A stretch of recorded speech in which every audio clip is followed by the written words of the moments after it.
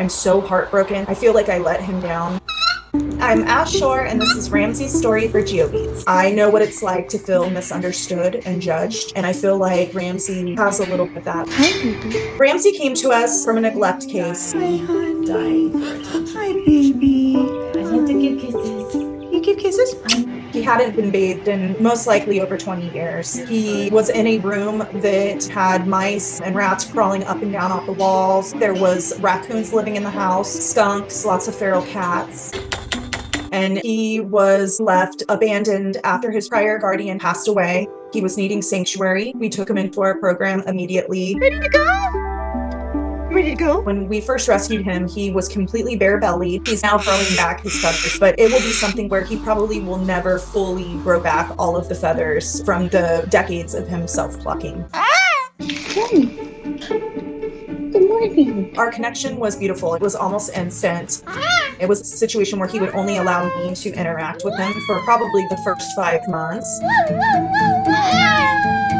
And then he started being okay with other interactions. He really bloomed, came out of his shell, just really was a personable bird, which is remarkable coming from the environment that he did come from. Are you handsome? He's very expressive. He wears all of his emotions on his sleeves, per to say. Yeah, hi. He's very fun. He loves to play fetch. He loves to bounce up and down. Hi.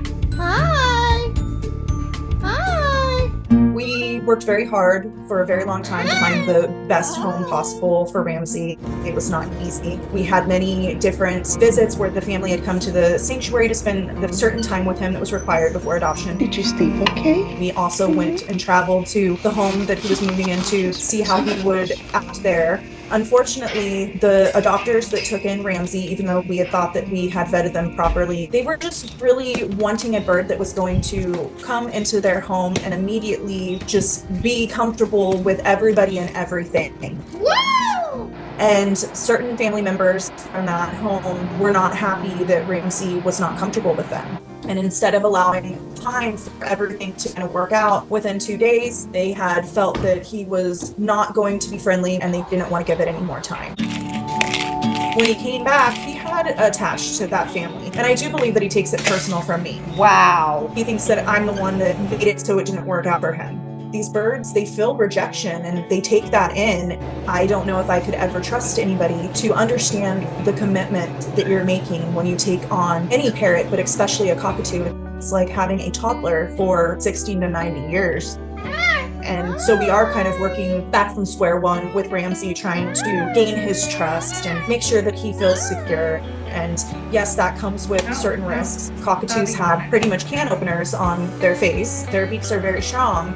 I've definitely occurred some pretty significant bites from him, which is very new. It hadn't happened previous to him being adopted out, but I'm not persuaded by any of that. It's just part of the process. I will never give up on Ramsey. Did you miss me? His quality of life is number one to me.